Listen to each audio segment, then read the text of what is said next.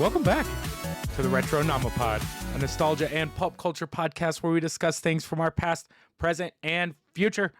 I am your host that has been gone for way too many weeks, and for that I apologize. I am Toby, and hold it down for me while I was gone is my beautiful best friend and co-host, Rick. How you doing, buddy?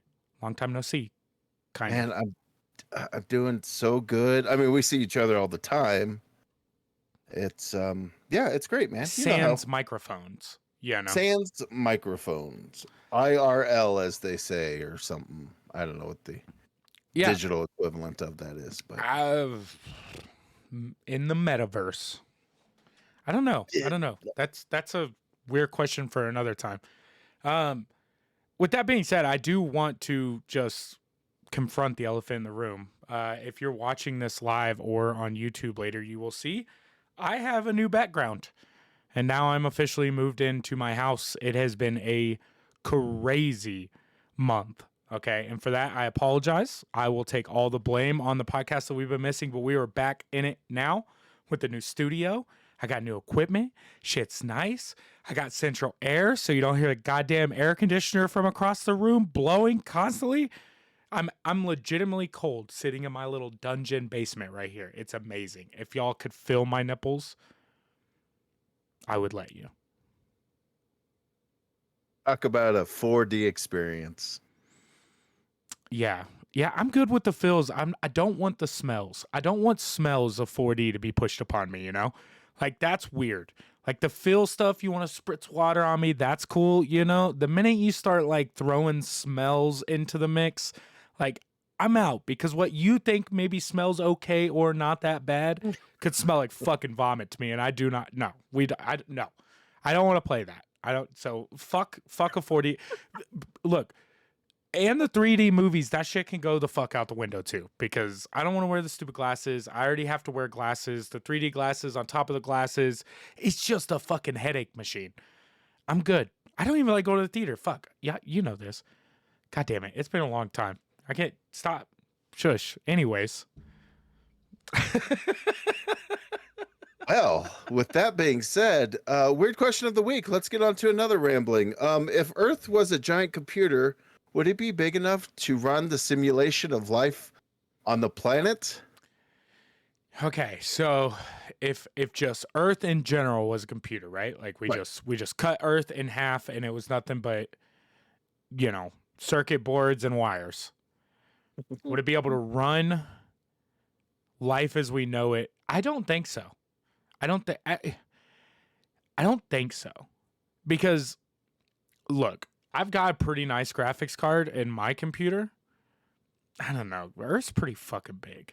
It's pretty huge. But if you look back at, like, you remember, like, you see, we'll talk about, is it Space Wars? I want to say it's Space Wars, the MIT game, where they built that. It's pretty much the very first video game, right? That computer was like the size of a room, like bigger than the room that I'm currently in, right? And it was running this little game, So if you look at it in, like, you know, at this point, we can't really do upgrades to the Earth. I'm going to say no. There's no fucking way. We need a bigger computer, I think. Right? Because, like, you think of, like, I don't know, Skyrim, and, like, the amount of graphical power it needs to run that thing. Because the world's ever changing in that thing. Like, one moment there's a dragon over here, but then you go back an hour later and, oh, he's flown off. Yeah. Right? And there's the whole horizon thing where as you're coming close to something, it renders and, oh, now there's a mountainside. Is that like... Imagine that done for 7 billion people. Okay, and so if that's the case, like, for someone like you or I, who both our eyesight is not great, apparently... Is our render resolution just turned down? You know, yeah, like, my render resolution is just garbage. I'd have to imagine so, right? Like, there's people out there that are just seeing in like 140 frames per second, and I'm walking around at like a solid 38. You know, like I'm Uh, barely over normal yeah. television. Like 480. Here we Yeah, are you sitting know, here like CRT until we're literally like, oh, it's a microphone. All right, we yeah, got it. yeah, exactly. Like I'm good like 18 inches away from my eyes. Anything beyond that, and that's not including nighttime or rain or Oh, anything dude. else that affects with that. It's not good. It, No. it just it does not turn out to be good. But if Earth was a giant computer, okay, so this is where you get me, right? Is if Earth was big enough to run the simulation of life on the planet, assumably our planet. Now, I would have immediately said no if we'd have said anything bigger than Earth. Now, I'm going to throw a scenario at you. All right. Oh, I love a good scenario. Because instead of Earth being the computer, right? Each country, or we won't say country, we'll say continent. Each continent is at its own computer simulation, right? The oceans and the lakes are all the cooling system just running through. All right. And like our computer has just, our simulation has ran amok. And now our cooling system's fucking everything up and it's melting all the other shit. So now we're just overflowing our fucking computer with cooling systems. And that's quote unquote global warming. It's just our heat sink running a little too hard. And that's also the reason that in different countries and continents, we get different types of government because their simulation is ran on a different program. You know, China run on a communist program. Communism.exe. America's democracy version 9.7.exe. Yeah. We're just trying to figure it out. Whoever programmed our shit is just banging his fucking head on the keyboard right now.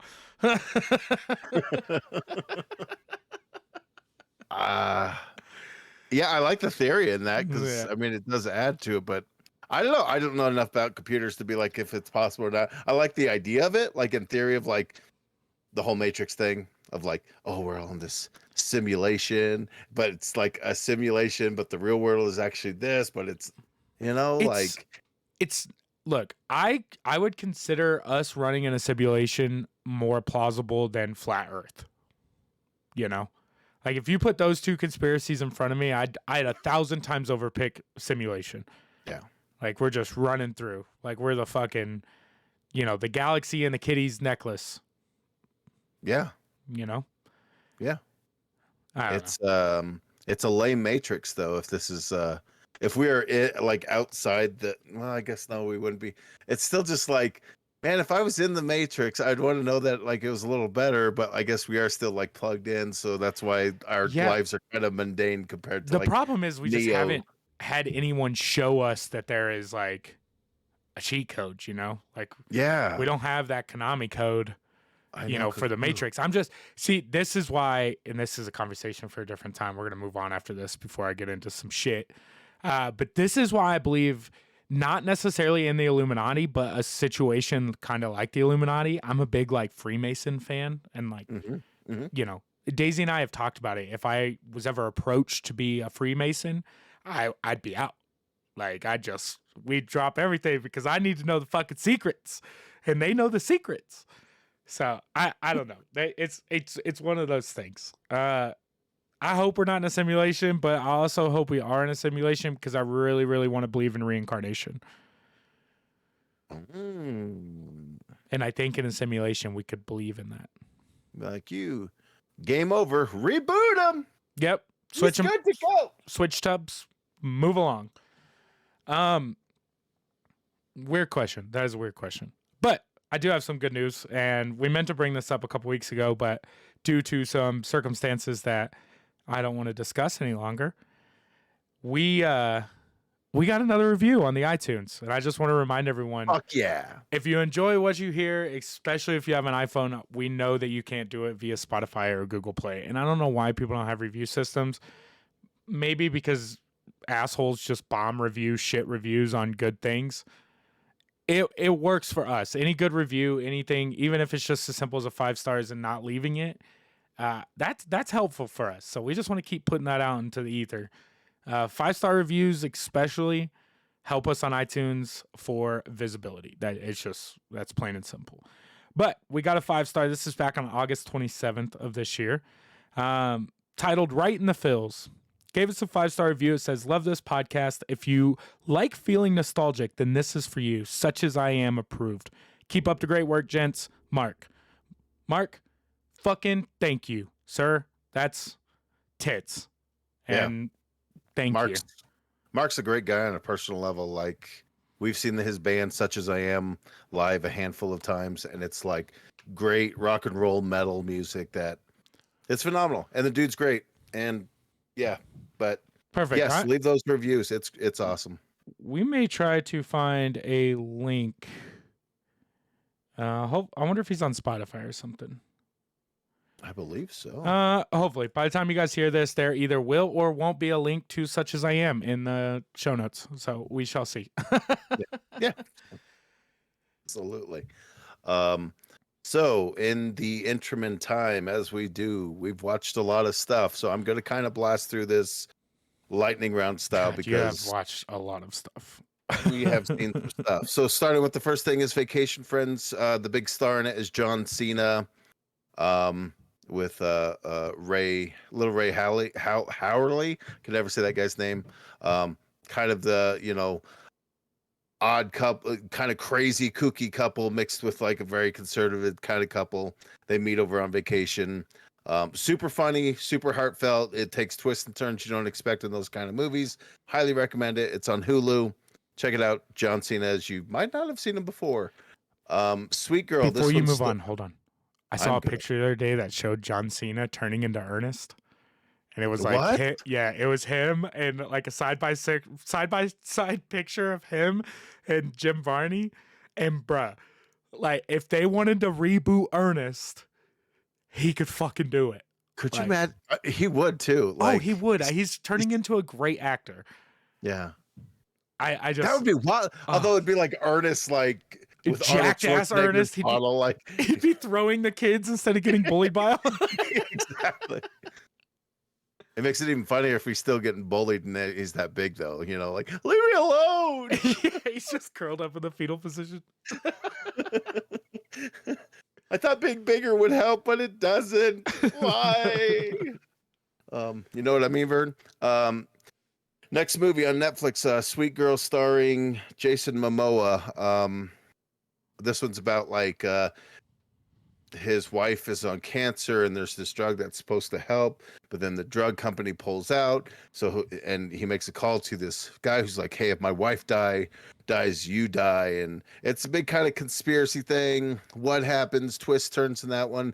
Pretty good movie. I don't know. I kind of fell asleep midway through. I've gone back and watched it recently, but pretty good movie. And I didn't make it all the way through, but if you like Jason Momoa, you like this movie. There's a big twist in it. I'm not going to ruin here, so go watch it. It's on Netflix. Final Space. This is a phenomenal animated space opera. It's animated? It's on Hulu. They only have 3 seasons right now. It's like hilarious. Legitly hilarious. And then there's times where it legitly makes you tear up and you're like, what the fuck am I doing? And it's animated? So, yes. Is it an anime or is it like American animated? No, it's definitely very much like it's American animated. Okay. And it's got a killer voice cast, and it's produced by the Team Coco, so like Conan O'Brien's production company. So it's really solid, fantastic. If you like space stuff, it's great. Or if you just like good comedy stuff, it's great because it does a lot of neat, interesting things. I love animated comedies. So good. Final Space on Hulu.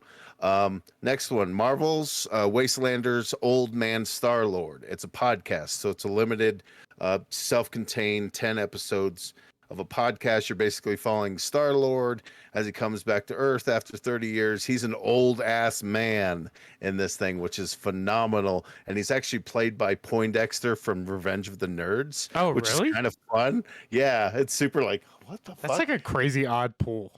Yeah, right? And it's just him and Rocket basically trying to save Earth from Doctor Doom. Very cool. I love the podcasts, like the short form story podcast. Yeah, it's just Ooh, like I love here's it. what we have, and they've got great sound effects. As you guys know, I like the kind of 3D immersive podcasts, and this one does a great job, especially with like spacey stuff, but also like once they get to Earth, it's less spacey, so it's kind of feels like an old Western kind of thing. Huh. Check that one out. It's a Interesting. podcast available everywhere you can get your podcast. It's Marvel, so you know it's everywhere you can get it. Um, Here's a weird movie that's like a remake. Well, it is a remake because it's He's All That on Netflix. This is the Amanda Bynes. Like, No, this is not. Yeah, this was she's all that. Wasn't that Amanda Bynes? that was no, what's her freaking name? You're gonna make me pull it up. It's it wasn't Amanda Bynes. Mandy It Moore? is not Mandy Moore. it's it is. Hang on, we're gonna get there.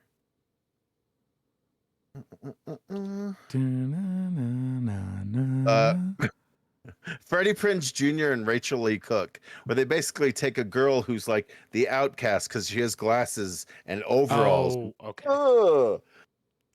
And they basically have a bet to be like, oh, I bet you can't remake her to become prom queen.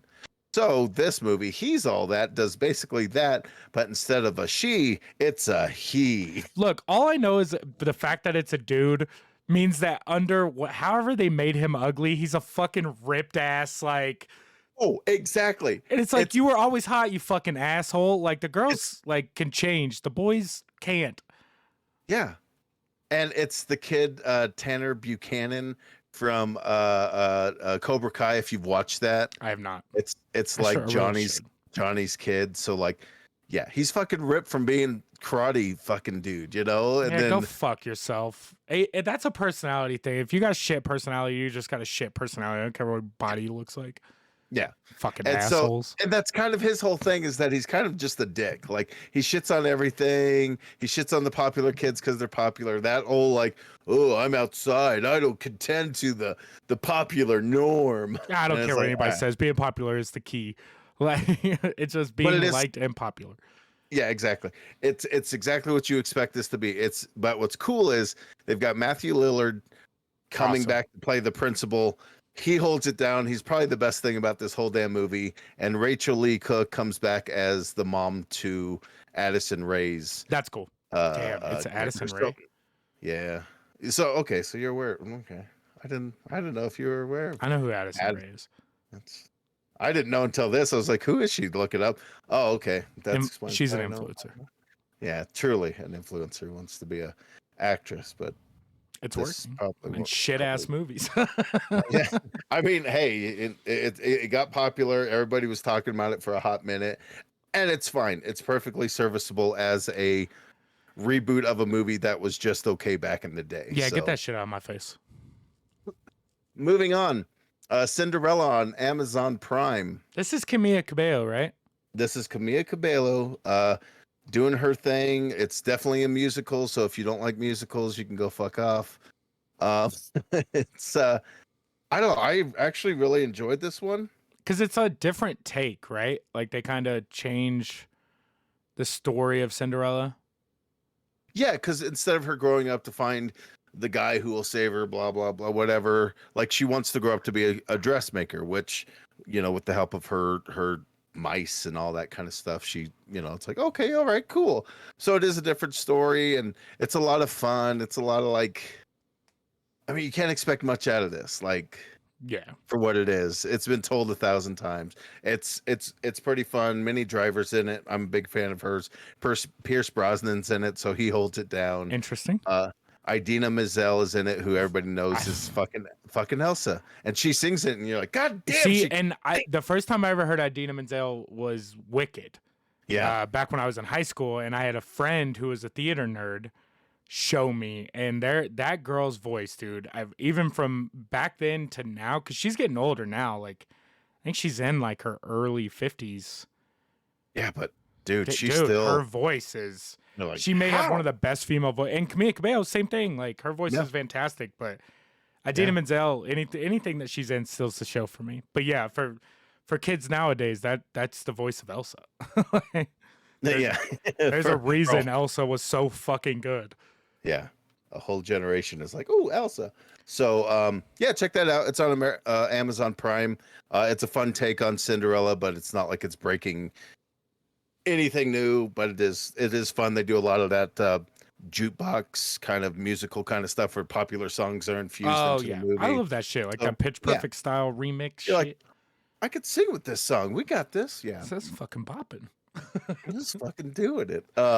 Moving on. This is one that I think we actually both have seen, so we can kind of touch on it. The Conjuring 3, The Devil Made Me Do It, based off of a real story of a dude who got possessed and killed some folks. Did some murdering.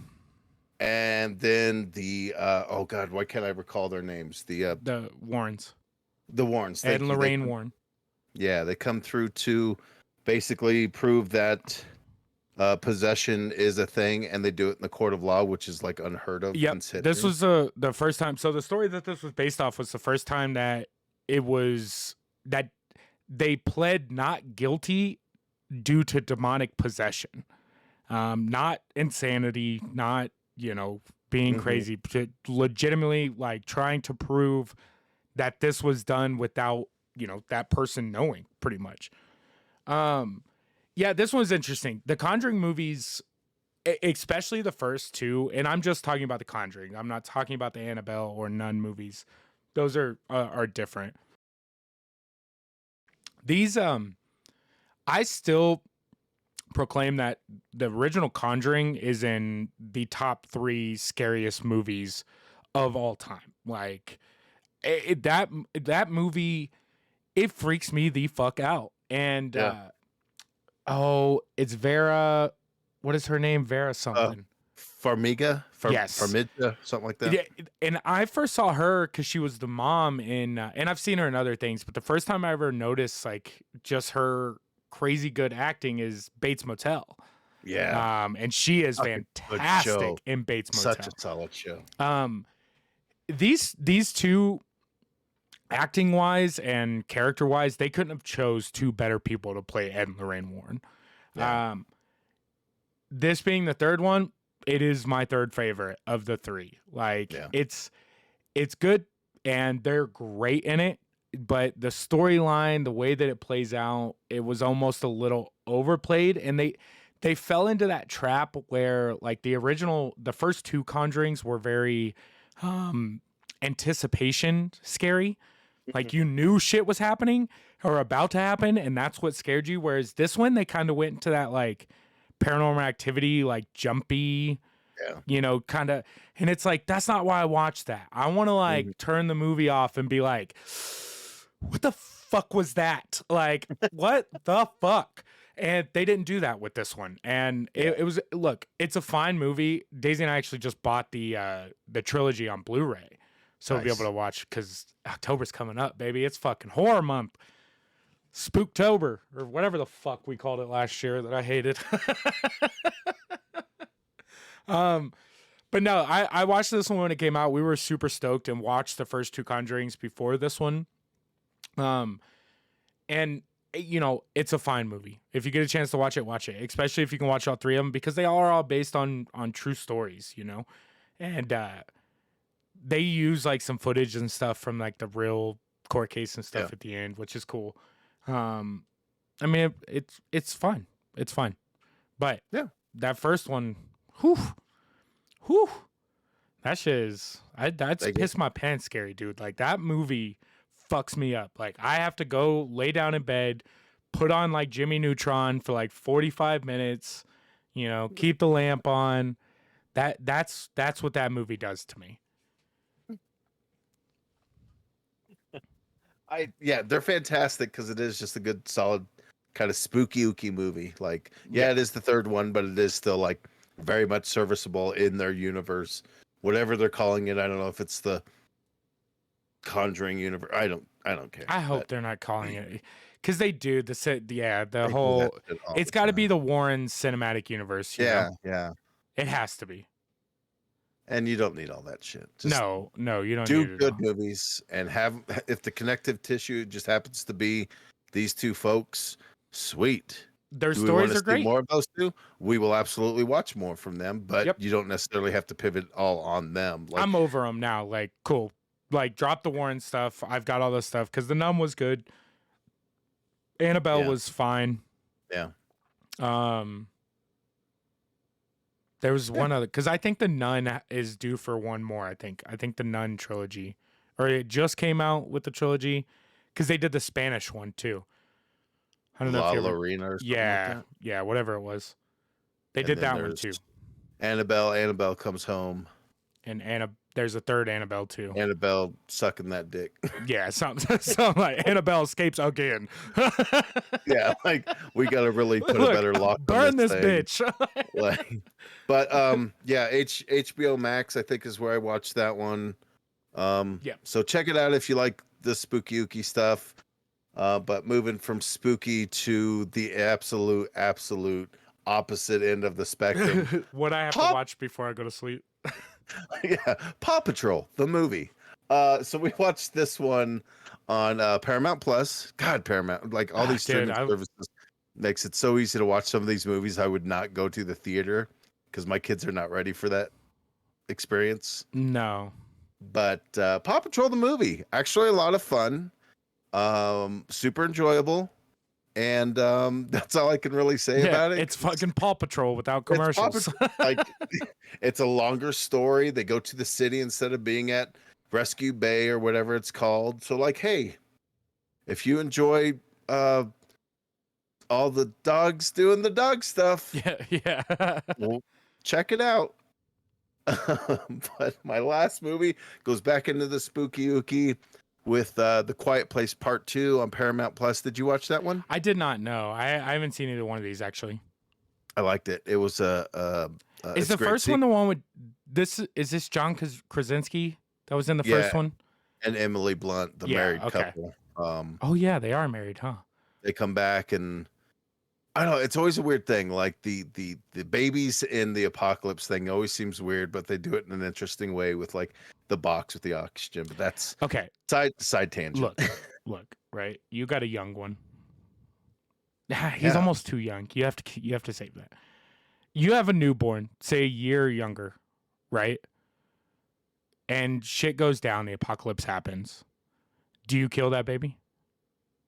Fuck, that's rough, dude. Especially since I've already had, because they already had 2 kids previously, and then they have this third kid during the first movie, during the whole after the shit has gone down. So it's like, what do we do? So having 2 kids already, the answer is no, I couldn't. There's no way because it's already like, no, this is my kid. I can't do that.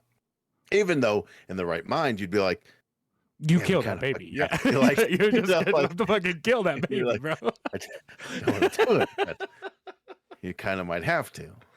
I mean, Because you ever had lamb chops? Hey, shut up. Exactly. That's what I'm saying. Like, Got you, Captain. look, I don't have children, right? So it's real easy for me to be like, well, I'm just not gonna have children. It's apocalypse. I'm fitting for myself. We have a child. I'm fucking killing this child, like China.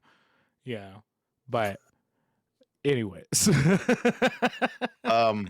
But yeah, definitely great. They kind of do an interesting thing where it's almost like a prequel sequel because they show like kind of how the creatures get there, kind of without being like, and this happened, but like, so it's kind of like, oh, here's the events before shit goes down, and then you pick up where the last one left off, which is kind of fun. I think he did it just so John Krasinski could get the actor credit as well in it. And it is a horror movie, right? It's supposed to be a horror movie? Oh, absolutely. It's got all the tension you want in it, and the like. Yeah. Huh. I may have to check them out. Did they put both of them on Paramount? Can I watch both of them there? I feel like I want to say yes. It's either both of them are on Paramount or one's on HBO Max. I know if you were to search for one, it's probably with the other, but I definitely know Quiet Place Part 2 is on Paramount Plus because that's where we watched it. So I imagine why wouldn't the first one be there? But weird. Dude, they do that shit all the time where you get like the biggest issue that I've had, and they fixed it now because I think HBO has them all, but the biggest issue I've had for movies in the last like 3 years is the Transformers movies. And like every streaming service had the third Transformers movies, which who the fuck wants to watch that one? And just like in the last month, HBO got the rights to all of them. So you can go watch it like 1 through 4 on there. And the Bumblebee movie, I think. I like that Bumblebee movie. Dude, it's just, but like, I rewatched the first Transformers like, I don't know, a couple weeks ago. And that fucking movie is so good. From It like is. beginning to end, the transforming sequences, amazing. Megan Fox, hot as fuck. You Yeah. know, Shia LaBeouf, he's great. He's great. Yeah. Spastic motherfucker. He's fantastic. They're great movies. Yeah. Great movies. Well, until the later bit when they start bringing King Arthur and all that shit in. Yeah, they get real weird, dude. They get super weird. The first two, Dark of the Moon or whatever the fuck it's called. Not Dark Side, because it's not Pink Floyd. It's just like, what the fuck? That's where it really was like, what are you guys doing right now? But you're still making $1 billion. Billions. You know, like Michael Bay's like, I'm doing whatever the fuck I want. We're blowing shit up, bruh. He's gonna ride a dinosaur. Get the dinosaur. I don't know. Yeah. But yeah, Quiet Place 2, check it out. Part 2, Paramount Plus. Moving on to some news. First thing, Halo, is it out yet? No, they're calling December 22nd, if I remember right. Groovy. Well, as has been known to happen in the past, a themed Xbox is coming out, and this is for the new Xbox Series X, the newest of the new. They're coming out with a Halo themed Xbox Series X, and god damn, it looks good, man. Dude, it looks badass. They made the Xbox button gold. I tell you what, I think I am gonna buy. I probably won't touch the console. The console's beautiful, right? Yeah. I've really been itching to buy an Xbox Elite controller. Mhm. And the Elite controller that they're releasing for the Halo release, $200 fucking Xbox controller, but it is beautiful. Fun fact about it, it actually comes with a hand attachment that you can actually mold to yourself, so you can jerk yourself off with that. Okay, I thought you were being serious for a second, and I mean, I guess you kind of are, because I will. This controller is, I mean, it's glorious. For $200, it better freaking. Dude, they're so customizable and everything, though. Like, apparently they're such good controllers. Like, they're insanely good controllers. Damn, that's a hot looking controller. The green. Dude, the green with the gold D-pads and everything. Oh. They did such a good job on it. And, you know, look, for listeners of the podcast, it comes out on my birthday. So, cash at me, I guess. That's how we do it, right? Yeah. Or Xbox, wink, wink, nudge, nudge. Like, free publicity. Local man gets this is cool. Controller, pisses his pants. I will say, okay, you guys can't see on the video here, but up and to my right is my original Xbox Halo edition and my Halo 3 edition Xbox 360 sitting up on the shelf in the boxes. Big Halo fan. Can't wait for Halo. Cannot wait for Halo. There'll be some streams of that coming up before, too long. We actually got a bunch of stuff coming out soon that you guys are going to get to see in it. Back for Blood next month. They just delayed Battlefield, which is the dumbest fucking thing in the world. I can't believe you delayed Battlefield. Why would you do Look, that? I understand we want the game to be ready. You're pushing Battlefield back to the start of Halo. Like, as, I want to play Battlefield real fucking bad. Real fucking bad. Am I going to play Battlefield over Halo? Definitely not. And there's no way I can play both those games at the same time. There's just no fucking way. So, I mean, you got feet, don't you? Yeah. I mean, yeah. I'm already bad at shooters. I can't be playing two different shooters.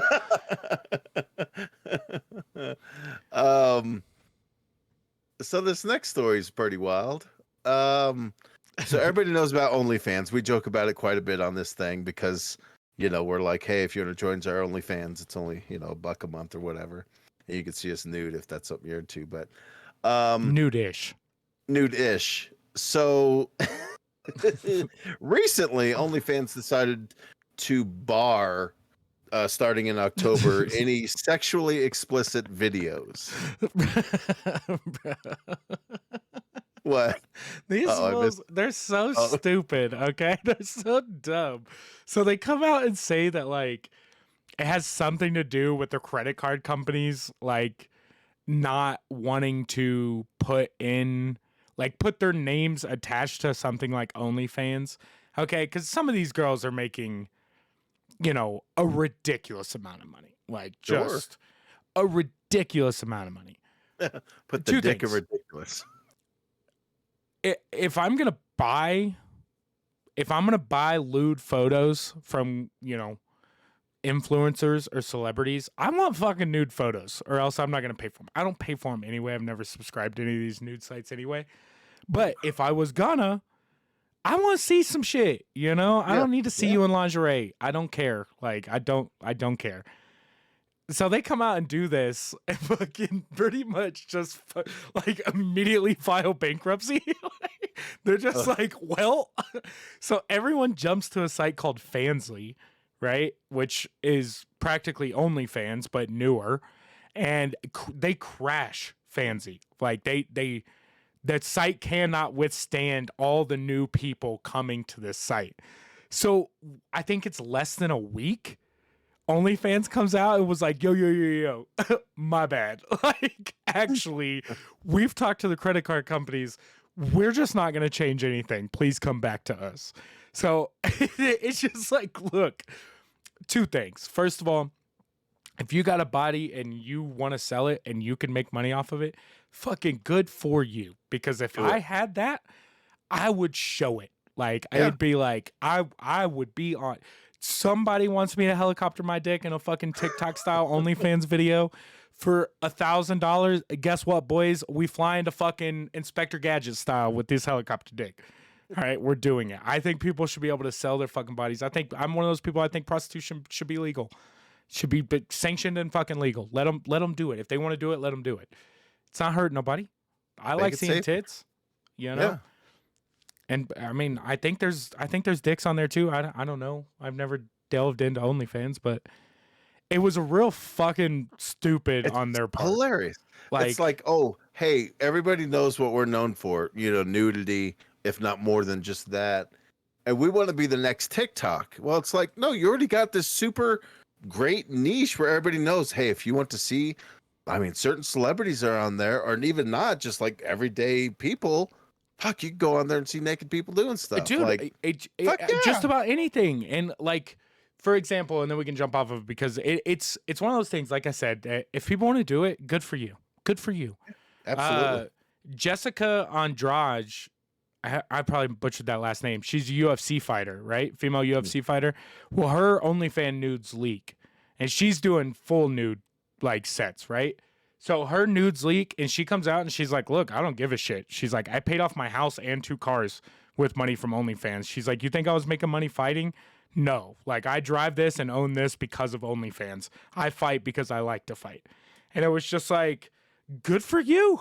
Like, she's not making great fucking money fighting in the UFC, but she can go do what she loves to do. And then her side hustle is just taking pictures of herself naked and then selling them on the internet to fucking dudes that want to see this UFC fighter naked.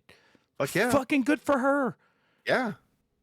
All the power OnlyFans they were dumb, dude. That was dumb. They were like, we're no longer Tumblr did the same thing, man. Like, that's what happened to Tumblr. Yeah. The minute they stopped allowing nudity on Tumblr, everyone was like, and we're all on Reddit now. Bye. I had a buddy that was the same way. He used Tumblr. Like, that was his only form of social media. And the minute they got rid of all the fun stuff on Tumblr, I was like, yo, dude, check out Reddit. Like, it's better. And now all of a sudden, Reddit's still, Reddit's Reddit is. They're okay, but they're better than Tumblr. Yeah, dumb mistake for OnlyFans. Yeah. So Mountain Dew, one of our favorite things on this podcast, as they keeps releasing new flavors. And in a new, like, what the hell are you thinking twist, they came out with a Flamin Hot flavor. On paper, this sounds like the worst mistake since OnlyFans wanting to go non-nude. But fun little story. So we've got this guy who's been on the podcast a few times. Drew, who was able to get his hands onto 2 cans. So that's exactly what he did. He went and got his 2 cans. So we're gonna put up a video on YouTube. The can is so sick. The can is like, whoever designed it really knew what they were doing with They that. did a great ass job with the can. So we tasted it, and I mean, it's a weird thing because it is kind of ugh. So we tried it, and it's good. It's legitimately good. Let me ask. You and I kind of previously talked about this. Did you try it cold? Yes. Okay. Did you try it warm? We haven't tried it warm. That's why I'm keeping this one away from the fridge, and I might go stick it in my car. But oh my god, like a fucking hot tea, Mountain Dew, flaming hot, fucking hot, flaming hot, flaming hot Mountain Dew. That sounds so gross. Now I will say, like, I've had, especially in the wintertime, they do a lot of like stouts, beers with like a pepper backing. And one of the best stouts I've ever had was backed with green chili. Like they actually brewed it with green chili, and did not think I'd like it. And I tell you what, it was fucking awesome. Yeah. Like, it warmed you up like cider, but it's a beer. It's kind of spicy. It's almost like a meal. I couldn't drink a couple of them, you know. You wouldn't want to. But like something like that, dude. It just like, I love Mountain Dew. Of course, we love Mountain Dew, you know. But that is just, like, you just really, and these, you can't just buy these, right? Like, you had to order sold them out. Yeah, from sold out. Drew was lucky enough to find, I don't know where the fuck he found it, but like he was able to get it. But it wasn't from like Mountain Dew or some authorized person. It was just some person marketplace that bitch. Yeah, something, right? But but you guys are making a video on that one for the taste test? We made a video. I don't know if I should share my opinion here. Let's post the video this week. We'll talk about it next week. Okay. All right. I'll get that. But you give it a thumbs up? Oh, absolutely. Like the cold version, thumbs up. The cold version is definitely worth its weight in a 12-ounce can. I don't know. If you had to black market a Mountain Dew Flamin' Hot can, how much would you pay to buy another one? Me? Yeah. I wouldn't pay anything to do that because, I mean... It's not that good. It's a weird... Drinking one of them was enough. Drew was the one who purchased it, and he said for the money he spent on it, which I think he says was $30, which is, you know, pretty big deal for that. Yeah, that sounds about right, though. But he says, like, for what I spent on it, it's worth it. Okay. So, $30 for 2 cans. Okay. Yeah. I mean, fuck, dude. You know, look, we know what's coming up, all right? Now that we're back in. Oh, fuck yeah, we got, yes. I don't have my chip. There is a spicy video coming up on the YouTube very soon. Now that I've got most of my shit set back up. We're gonna die. I'm so scared of that one chip challenge, dude. Oh, it's gonna be so much fun. It's gonna be something. So as things, okay, let me start. As companies are known to do, sometimes they like to do kind of a cross promotion thing. Well, Arbys, you know, we've got the meats. They came out with some dice, some D&D dice, and looking at them, they're kind of cool, man. Dude, these things are sick. I have a buddy. Think they're so sick. Tyler, longtime listener to us, he even said, like, "Hey, if I were to ever play D&D, these are the dice I would use." And yeah, they've got the Arbys like cowboy hat on them. Cowboy hat. They're all clear and gold. They're super sexy. Yeah, it's a solid. Is it a cowboy hat inside all the dice? No fucking way it is. That's fucking wild, dude. Oh, these guys are so good. Dude, the 6-sided with the cowboy hat in it, though? Fuck yeah. I did not realize. Neither did I. That's badass. I want them even more now. Oh, man. Well, they're sold out right now, but like... Of course they are. God damn it. But only $12 for the dice, so of course they're sold out. It's like why can't I just go buy these at a restaurant? Like, ship them out like Happy Meal toys. Oh. and let me just let They me get do a it as beef and cheddar and some fucking dice. They do an Arby's meal where basically you get a dice and like you're like, oh man, I hope I really need a D10, and you keep like getting like the D6. Yeah, God it's damn, just the one single die in son the of a- bag. you guys have any of this? That's like, nah, man, we're all out of that. Maybe next week we'll have the D10. D20s across the country, because they Yeah, only yeah, ship yeah, like how they yeah, used to do the yeah, Monopoly yeah. shit. Like it's right here, there, here, and here. Oh, sorry, you're not in the right, whatever you call it. But kind of cool. I love cross promotion shit, as we've talked about. KFC's one of the biggest proponents of it. Yeah, no shit. Dairy Queen did one once where they basically came out with a fall sweater that basically has a pocket big enough for a Blizzard ice cream and one singular pocket for their red spoon. Stupid shit, but man, I eat it up. Yeah, I'm good with that. Yeah, this is cool, and it's fucking a roast beef fast food joint did a D&D crossover, and it's not just like, hey, here's a D20 that's bullshit. They're like, no, here's a full set. Yeah. Like, now we're gonna have to do a fucking, we've got the meats campaign run, where it's like we're trying to save the last Arby's in the nation from being overrun by chicken sandwiches. Yeah. Right? We're join the chicken wars. Yeah, you're a little late to the party, dude, but whatever. Moving right along. So April O'Neil, from Teenage Mutant Ninja Turtles, she's finally going to be a playable character. Yeah. She's been around since the get-go, and she's been like a background character in all this video game nonsense for long enough. Well, in the new Teenage Mutant Ninja Turtles Shredder's Revenge, she'll be playable. Dude, I'm so excited for this game. I'm so excited for this game. The more I see about it. It looks so good. Just a good old, whatever, we'll call it a 32-bit, just fucking That's Teenage what it Mutant is. Ninja Turtles beat 'em Yeah. up. I also think they released April O'Neil as a playable character in that Nickelodeon All-Star Brawl or whatever. Did they really? I think so. If I'm not mistaken, she got released to both of them. And they like released that she was going to be a playable character like same day, which was kind of cool. I dig that. Like, why not? Like, she's been in it. Everybody knows who the hell she is. It's not like it's going to hurt your brand to include her. No. By no means. This was cool. I'm excited for both of those games. This one I'm really excited about. I want this on Switch real bad just as a beat 'em up. Yeah. Ooh, and I'll have to talk about it. I bought a new Sega game this past week that is a beautiful beat 'em up, a Streets of Rage clone, but we'll talk about that next week. April O'Neil. Yeah. You're right. All-Star Brawl. There it is. She's going to be in it. Cat Dog's going to be in it. Got released, yep.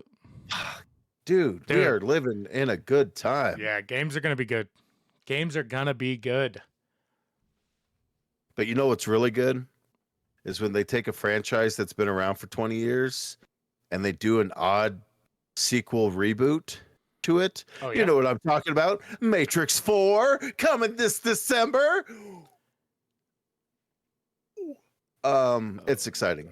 I when I was a kid back in 99, the Matrix was everything. I would visit their website daily. I would dig for any information about it because it was so cool. It almost felt like it was something more than just a movie. So I've been a fan of this whole franchise forever. And they released a trailer, which just kind of it's so fucking good. I like one thing that they did with this, and we'll see how it is because like second and third Matrix were fine. The first one, still amazing. First of all, Keanu Reeves can do no wrong. I love that they have Trinity, but no Morpheus, which is cool. And one of the rumors that I heard is that this is meta for the MMO. Yeah. Which is a cool concept that they're staying within the releases and, like adding or taking out dependent on something other than just the movies, which I think such a cool concept. It's definitely a way to push out your other properties and IPs, especially in the video game front. And it's very interesting on how that's going to work out as far as the movie plays, It just looks like fucking John Wick with green lettering. It's I mean, yes and no, because John Wick is definitely like based in reality, whereas they've got people jumping from building to building, doing parkour shit like we've never seen before. Yeah, there's So some real Crouching Tiger, Hidden Dragon shit going on in this. yeah, which I appreciate because the Matrix is all about that like over the top stuff, and this definitely continues that, and it almost feels like they're literally going back to the beginning to tell this story all over again, or maybe like the title suggests, it's a resurrection, which is very fucking Ooh. cool. Yeah, I like this one because it's HBO Max too. And I don't have to go wait for it or anything like that. I can just pop off during Christmas time and watch the new fucking Matrix. And just go watch it. I can't do But theaters yeah, still, man. I just eat and it's fall asleep now or get drunk. And it costs me $130 to go to the fucking theater nowadays. fucking Christina Ricci's in it. What the fuck? I didn't see that. Sorry, I'm just looking at the cast. I just realized that. Yeah. So we're definitely gonna see this movie. It comes out. But yeah, they got a really cool website though. Whatisthematrix.com. You go there, and depending, it gives you the option of the pills. Obviously, first they're like, "Hey, you want to watch the trailer?" But besides that, do you want the red pill or blue pill? If you take the blue pill, you stay where you are. And oh, sometimes it's just a funny dream or some. You get a clip from the movie that basically throws away. Oh, this isn't it. But if you take the red pill, Peel. if you take the red Take pill, the red peel. take the red pill. It'll show you one of like 180 different combinations of possible trailer or scenes or things from the movie. So it's like a very cool, Interesting. like you keep clicking that red pill, you're gonna get a different thing, and it delves deep into it and all that stuff. Very cool. Reminds me of what they did with the original website, which was back in '99, which is Yeah, the insane. 'Cause AOL shit it's on dial-up super internet. like you got the Matrix code going, but it's not great because it's just barely going. But that's neither here or there. But yeah, dude, it's God, it's an exciting time to be a fucking nerd. Yeah, you're not wrong on that for sure. Ubisoft. Ubisoft, is that who? I believe Insomniac. Insomniac. Like I said, Insomniac. They're finally released a trailer for the long-awaited Spider-Man 2. One of my favorite games on the PlayStation 4 was SpiderMan. That's the whole reason why we got one for Christmas one year. Why we got a whole system was just for that game, and it is so spectacular. Well, they've recently released a teaser trailer for a second sequel, and it stars Miles Morales, and it teases at Venom and possible Venom, other. dude. Dang, I think they're gonna bring out Carnage. it's It's so good because I haven't played Miles Morales yet, of course, because I do not own a PS5. yeah. Played through a lot of Marvel Spider-Man on the PS4, and just that game was everything you wanted it to be. It had Yeah. a great fighting system, a beautiful combo system, and at the end of it, you could fucking swing around the most beautiful city ever. Like it was just a perfect game. It just that alone, just the swinging mechanics or the way you could shoot up buildings without having to climb them and stuff. Like they really did figure out how to. You could spend like hours on just like going around the city and finding all these little Easter eggs. Oh, dude, Venom looks so Oh. tight though. Like, just rewatching this trailer again right here. It Fucking anything that they do with Venom or Carnage in general. I mean, look, one of my top 5 favorite games all time is Maximum right? Carnage. Yeah. Fuck yeah. And I own it on the SNES and on the Sega. Just amazing game. Like the concept of that villain, Spider-Man just being one of the best superheroes ever invented. Yeah, dude, and I think it's gonna be so good. on top of that, I've got to speak to it because we're talking about Spider-Man. Obviously, Spider-Man Far From Home is that right? No, not Far From No. Home. No Way Home. No Way Home. I don't know. Something with home or something. Homecoming. Homecoming, Far From Home, No Way Home. That's got new trailer drop for that as well. I think it might be the final trailer, maybe not even the final trailer, but like they give teases that Electro's in it from Jamie Foxx, which is a whole other. Oh, that's a whole other franchise. Yeah. Oh, wait, what? Dr. Octopus from from Spider-Man 2 with Tobey Maguire's in it? Yeah, dude. That one's it's gonna be good. It's gonna be super good. multiverse and gets me Because excited. this is still Tom Holland, right? Tom Holland, Yeah. yeah. And there's talks that Andrew Garfield and Tobey Maguire might be back to That's reprise been the like the roles. most ridiculous rumors, and like they keep shooting it down, which makes me believe in it more. Yeah. You know, it's just like, It's like, oh yeah, though that's not true yet. Here's a set photo that shows Tobey Maguire like on set. You know, like yeah, yeah. Look, people are real good at Photoshop. People are real good at Photoshop. deep fake. You're right. Yeah. I mean, you're not wrong on that stuff. So, but at any rate, it's going to be a kick-ass movie. This is going to be a kick-ass game. That's all I got to say about that. Yes, you're 100% Um, right on both of those. But Blue's Clues. What's his face? Steve, right? Yeah, I had to touch on this because it came at the right time to mean the right things, right? So you were probably well over the age of Blue's Clues, like really mattering to you guys. I was right on the tail end of like me going from I'm too old to be watching this, but it's also on right before all the stuff I wasn't too old to be watching. Right. And it was kind of weird because like even as kids you don't really notice it, but all of a sudden, you know, Steve introduces his brother who's going to take over the show, and Steve leaves, you know, and there was nothing else more than that. There wasn't, you know, news stories coming out saying where Steve went. He was just gone. Like Steve was gone. And so his brother, I think it was Joe, ends up taking over the show, and it's practically the same show, you know, for what it is. But Steve made a return a couple weeks ago and did a very heartfelt video just explaining, you know, his abrupt departure, what he had been doing, and just really giving like a pep talk to millennials, you know, just it really was just the most heartwarming. Like, you know what, Steve, you're right. Like we searched for clues, we got the mail, you know, and then you left and we didn't have you anymore.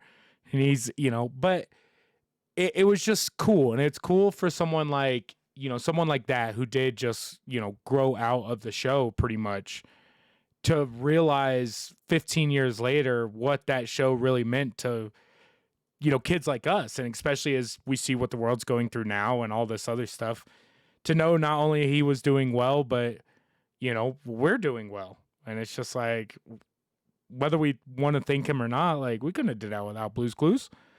Like fucking that show was great for what it was. You know, whether you were too old for it or too young for it or whatever, it just, looking back on it now, it's a very nostalgic Nickelodeon show. Well, you know, I would have told you all the time in my childhood I hated Blue's Clues, but I could sing all the songs, and I had a notepad, and you know, like it was one of those things. But I just wanted to bring it up because, like I said, it's, you know, people are always saying, oh, the internet's bad, the world's bad. And it's just like, to me, you're just looking at the wrong things. And this was just a good, heartfelt, emotional monologue that he did not have to do, but because he did it, it made the world a better place. And for that, we appreciate you, Steve, and Blue's Clues. Yeah. He could have easily written it all off and just been that guy who's like, yeah, it was something I did a long time ago and whatever. But like, I don't know, it hits on what we talk about so much with the nostalgia, where it's like, so many of these shows touch us, and even if it was like, oh, we're a little too old for it, we're aware of it. Like Blue's Clues was definitely one of those things, and now I'm showing my kids Blue's Clues and they're watching it, and I'm seeing why people like are getting so impacted by Steve coming back, because it is like one of those weird things where it's like, oh, he's talking directly to you. Yeah. All the time. It's to you. It's not like he's bouncing things off of this puppet or something. He's talking straight to you. Oh, where's the clue? Over there. And he's like, good job, and giving you this positive affirmation. So of course this is going to hit a chord so much harder than, you know, insert kid show Instagram here post, you or know, something. yeah. You know, like, so it's great. I love when people aren't afraid to, I did that shit and I love that shit. Yeah. I just it got me to where I am. You know, he decided he was going to college and wanted to do a bunch of other stuff, and you know, it was one of those things. It came, like I said, it came at the right time. It hit the right chords, and you know, it meant a lot. It was one of those things. Like, you just look at something like that, and you're like, you know what? Thank you. Like, I needed that today. Like, just to make make me feel better about everything that's going on in the world. And, we're not alone. We're still doing this shit. We're just older now. We're just older. We're finding those clues. So there's this thing that's been happening slowly over the last, I don't know, I'd say probably a handful of months, where these bigger mainstream media entities are starting to come into, maybe it's been longer than a few months, maybe it's been a few years, but like it's slowly infiltrating to the point where, originally podcasts were this very separate, like independent thing that was outside the norm, that only those who knew what a podcast was were truly into it. And now it's gotten to the fact where everybody knows what a podcast is. Whether you listen to them or not, you know what it is. And now we've got big companies like iHeartRadio and MTV and certain other bigger conglomerates coming in and putting in shows. And I listen to a lot of them, like listening to Behind the Music from MTV through a podcast. I'd be like, oh, cool, Ice Cube. I'll fucking listen to that shit. Yeah, or, right. Conan O'Brien's freaking show, or Will Ferrell's Ron Burgundy show, who's done by iHeartRadio. Hilarious. Of course I listen to it. My biggest gripe with it is they kill you with the commercials. Yes. So my question to you is mainstream media getting into the podcasting game good or bad? I mean, I don't think we can say that it's bad. Okay. So for you and I, it's a weird concept because we've been listening to podcasts for so long that I have a certain style that I like to listen to. There are certain things that I enjoy, and I've learned over the years that there are certain things that'll pull me away and have me not listening to podcasts because of certain things. Sure. Ads being a big one, and I hate mid-roll ads. Like, I do not mind listening to them if they're there in the beginning. If they're there at the end, I'll let my podcast play through. But the mid-roll ad thing, especially if you're doing multiple mid-rolls, it kills me. Yeah. So with that being said, like, I'm not listening to a whole lot of mainstream style podcast in the sense of like, I'm not going to listen to CNN's podcast. I'd rather hear it from someone a little smaller and maybe not as biased. And that go for both sides of the colors before anybody wants to say shit. But what I do think this is good for is people like us, because it makes visibility to a podcast like ours a lot easier, in the sense that, you've got a whole group of people who, before they heard on CNN or iHeartRadio that you could find podcasts here, now they know not only what a podcast is, but where to find them, which makes it a lot easier for me to be like, hey, I got a podcast. Like, oh, he's like, you said you listen to podcasts. Where do you listen to podcasts at? Oh, I listen to iHeartRadio. I listen to on Google Music, or I listen just through the internet. And it's like, you know what? I can fulfill all those. Like, you can check me out here, here, or here. And they're like, oh, okay, cool. And it makes that like word of mouth, and that, because we don't advertise here really. We do stuff on our Facebook and stuff, but we're not putting up spray painted signs on fucking billboards to go listen to. And that is the one thing that sucks, is now you have these mainstream companies with billions of dollars being able to take whatever ad space or ad pulls that they want on any given podcast that they want to.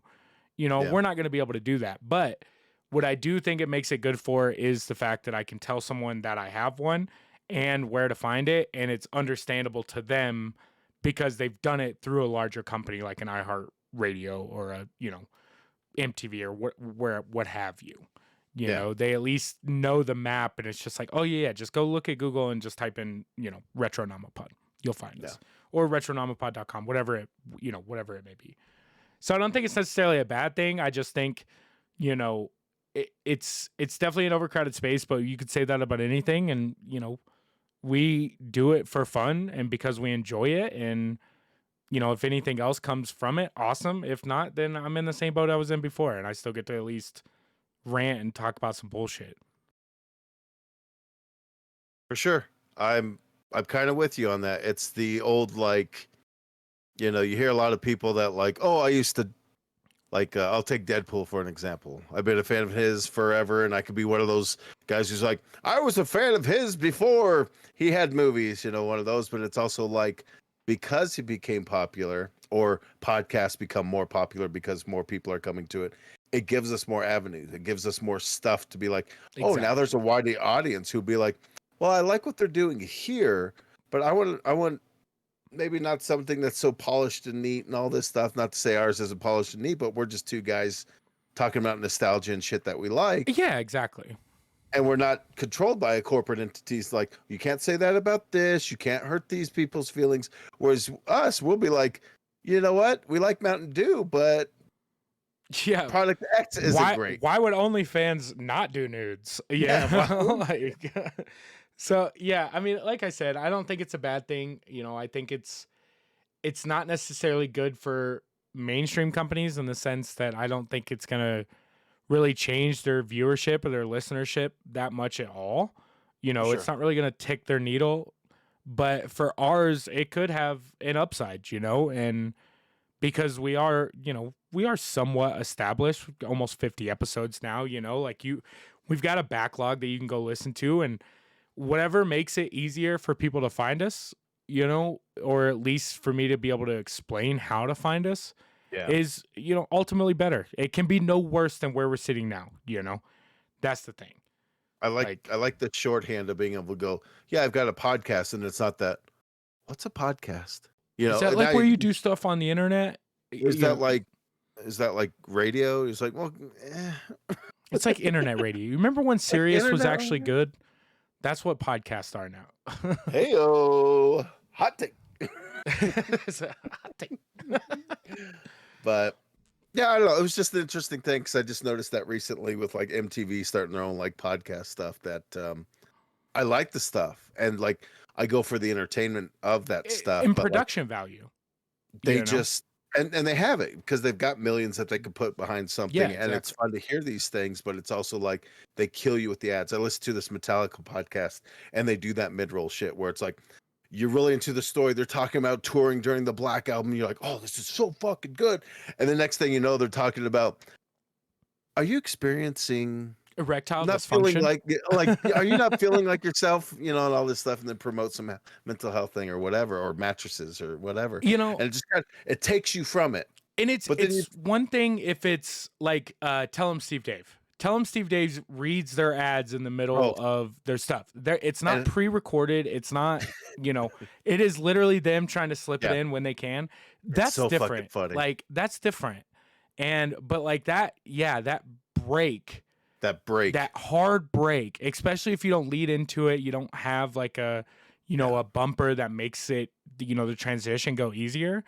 Like just sometimes that harsh fucking break is just where you're rough. just like, oh, this isn't them talking about it, and now it's just a legit break. And now I'm pissed off. But- And if it's more than one ad, you know, more than one 30-second ad, I may turn it off and just go fucking listen to one of my normals.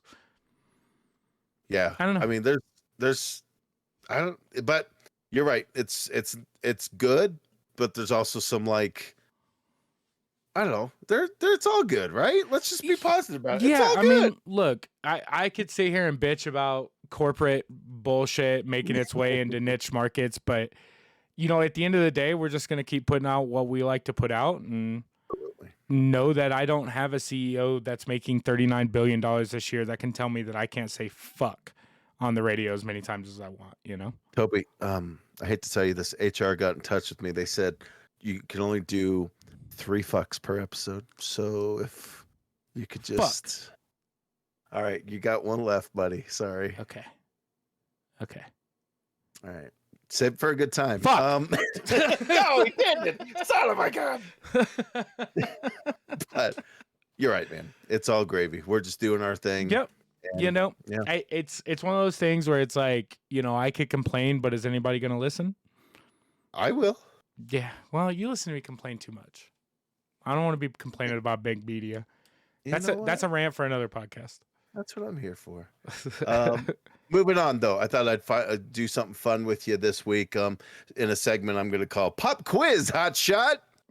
I don't like the hot shot is almost like you really, really. So, put me first on the question: spot. which would you get for your first tattoo?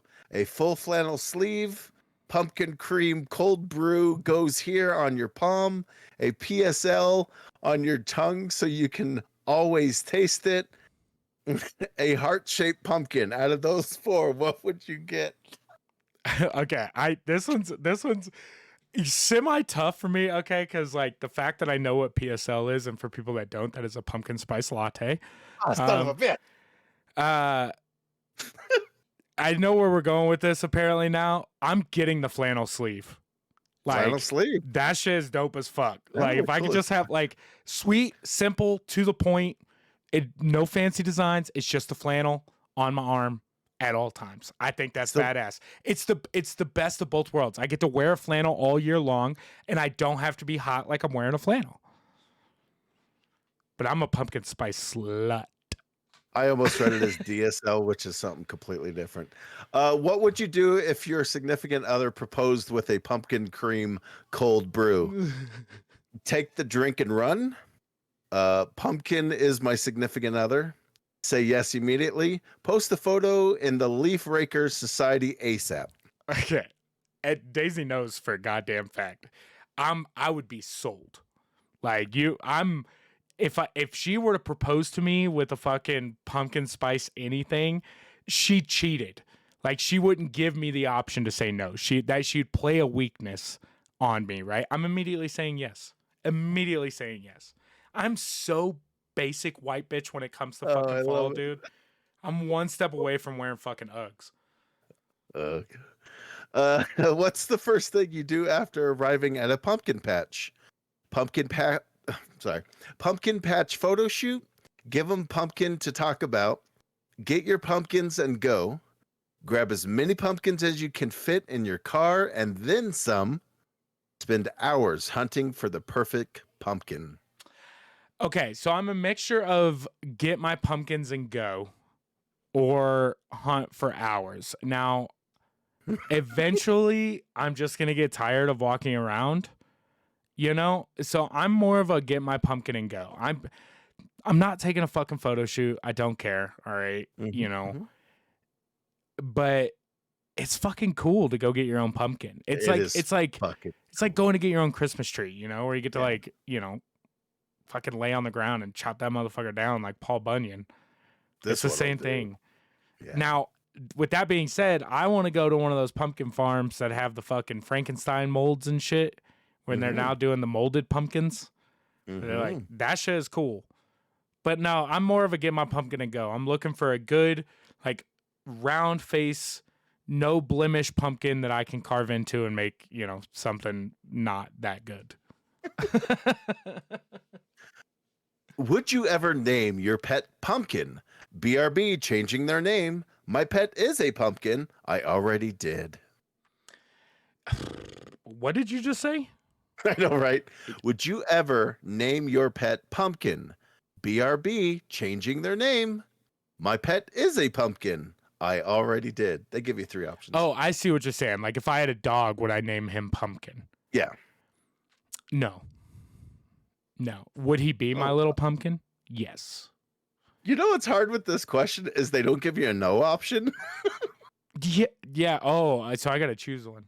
It's BRB. What is BRB? I'm changing his name right now, or it already is Pumpkin. All right. So, like, be right back, changing their name. My pet is a pumpkin. Like, your pet is a pumpkin. Or I already did change it to Pumpkin, or it is Pumpkin. That's your three options. It's okay. Well, I'm going BRB. I'm changing it to Pumpkin because I'm not naming it Pumpkin right off the bat. Hi, Pumpkin. How are you? Would you rather let a stranger hold your baby, hold your PSL? Oh, I know the answer to this. Shit. Yeah, my stranger kicked my fucking baby. I'm giving my baby up 100%. That's right. Just giving my pumpkin spice latte. I don't like drinking stuff after people.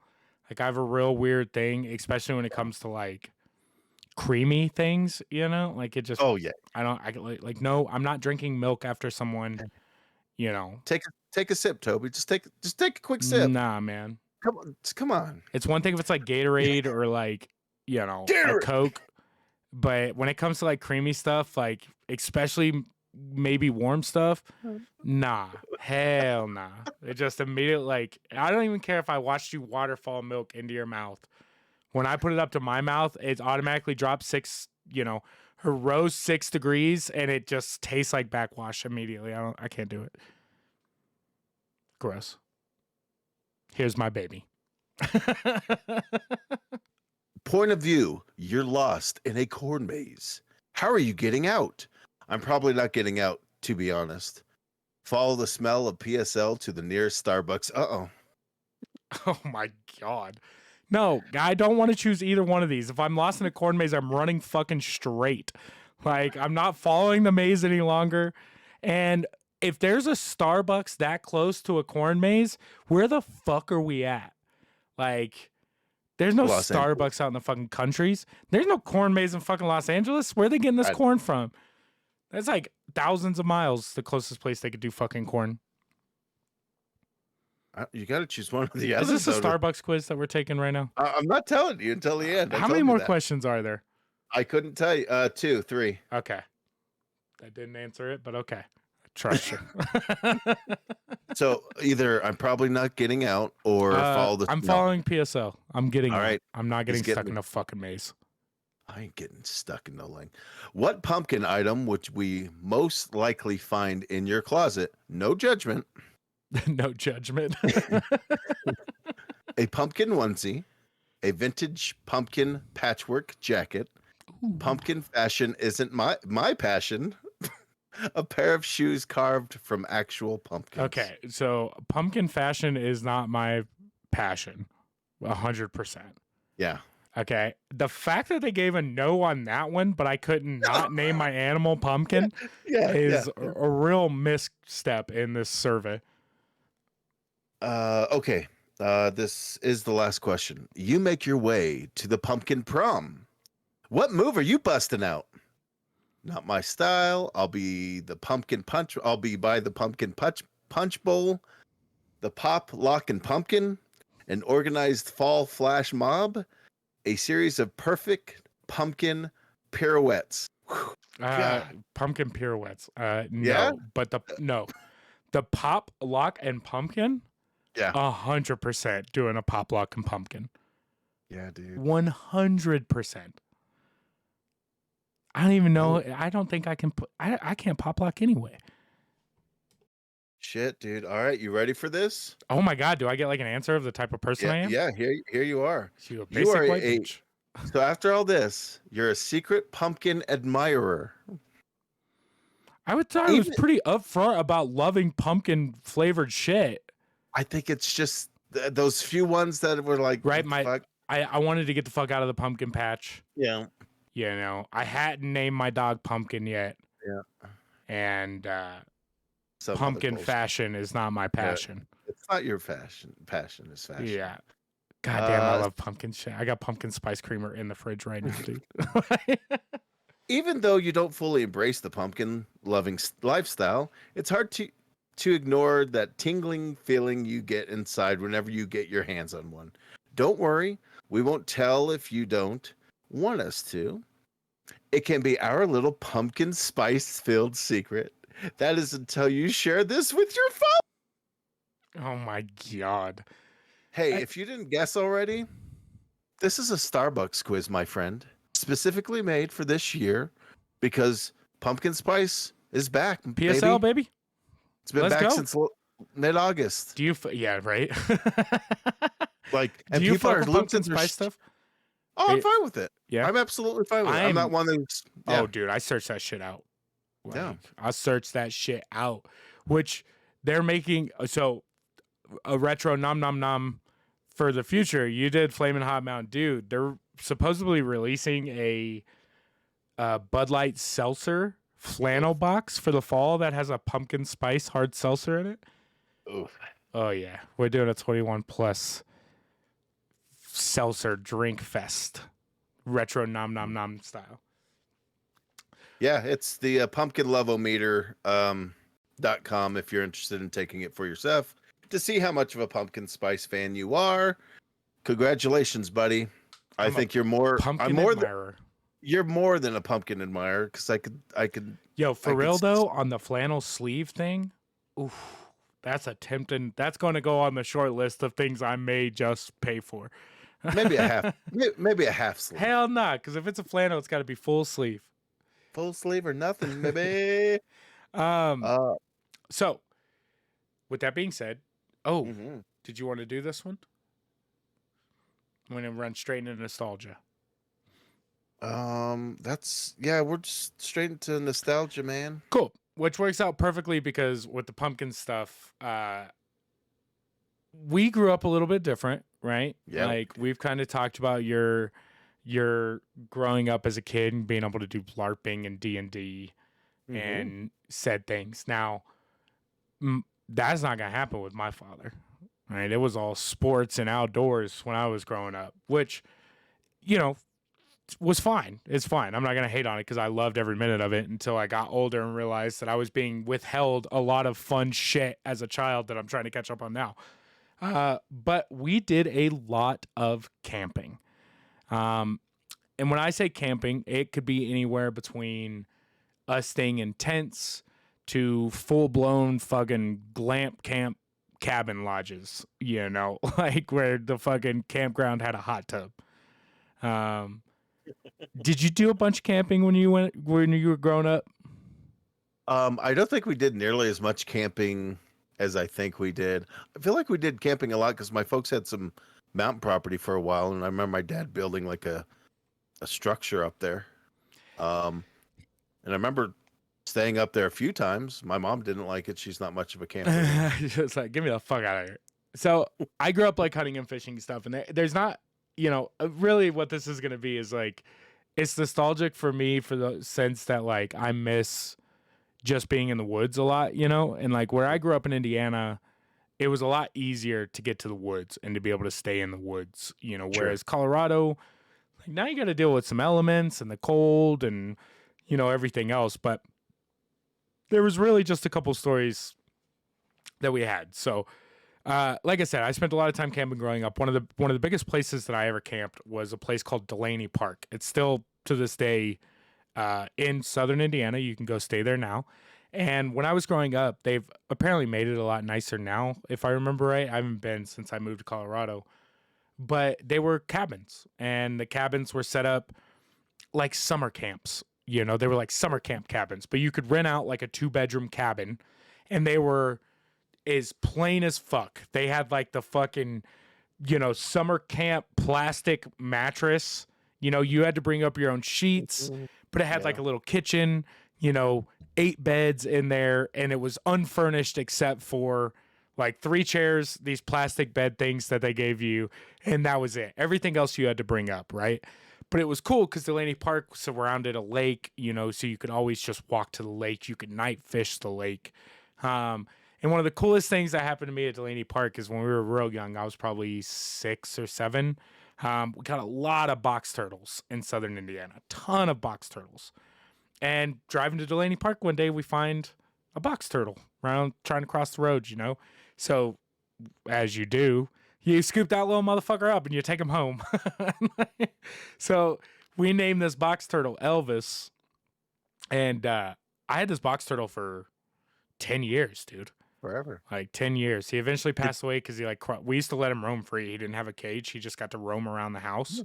Yeah. And he was awesome, but he eventually got stuck up under the couch once and then did not survive that. Did you ever drill a hole in his shell and attach a leash to it so you could take him for a walk? No, that seems fucked. Okay, I'm not going to say that somebody that I know personally did that because they thought it was a thing to do. Anyways, that seems fucked. No, but the one thing like growing up camping in Indiana that we didn't have to worry about really was predators. Like southern Indiana it's not home to fucking mountain lions or bears.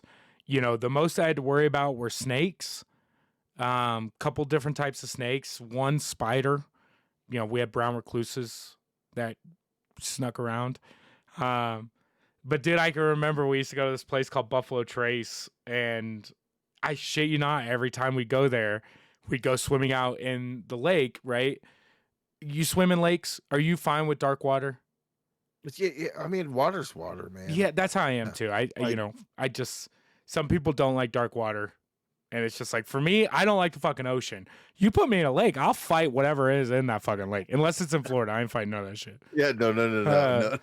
Different But monsters. every year that we went to this place, we'd always be out in the fucking lake, swimming, doing our thing. And all of a sudden, someone would be like, yo, what's that? And here comes this fucking water moccasin just. Oh, And guess what? You can't run very fast in the water, yo. You got to swim away from this little piece of shit. And like, these things are poisonous. They're like hella poisonous. the fuck you up. But you jump out of the water, you throw rocks at that piece of shit, and then you get back in the water.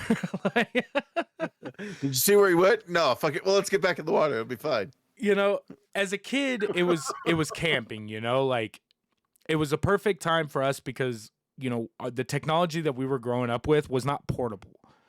You know, it wasn't like I got to go camping and I could sit on my phone or I could play N64 or whatever. It was like, no, when we're camping, we're camping. It's Yahtzee and fucking throwing baseballs around. Because Ghost stories and hot dogs fishing, and s'mores. you know? So, did you ever run into anything crazy when you were growing up camping?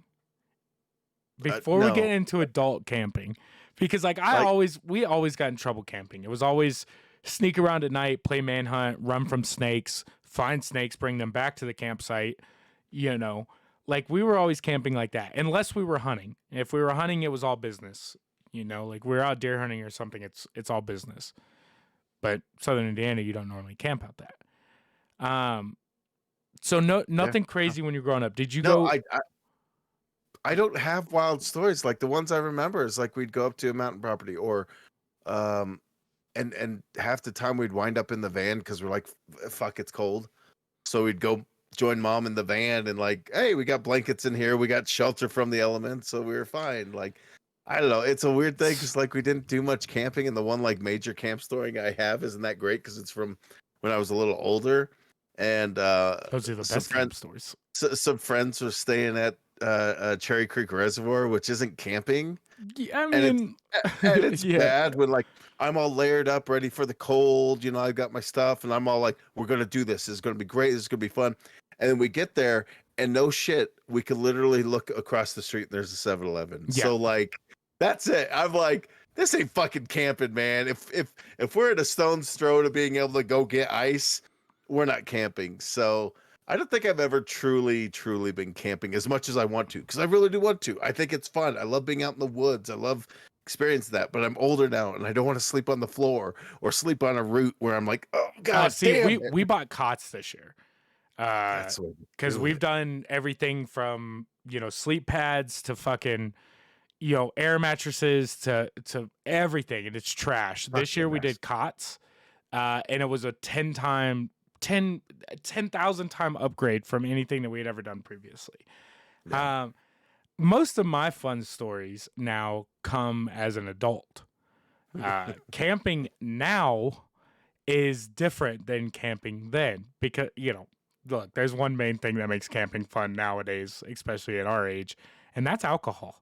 Yeah. And there are camp trips where I probably shouldn't remember what happened, and there are camp trips where I shouldn't have probably went, you know. And one of like the earliest camp trips I can remember is like, this would have had to have been like 12 years ago, because I'm dating a different girl, not Daisy, my current love, you know. This is a previous high school sweetheart girl, and we go with a big group. I've said it on the podcast before. I have a pretty decent sized group of friends. We've all been close since we were in high school. Still hang out with the same kids now that I did when I was, you know, a sophomore. And we're probably 19 or 20, decide to go up camping with all the girls. But they're like, all the girls have to work. All the boys are off. So we're like, fuck it. We're going to go up early. We're going to find the campsite. You know, we'll get everything set up.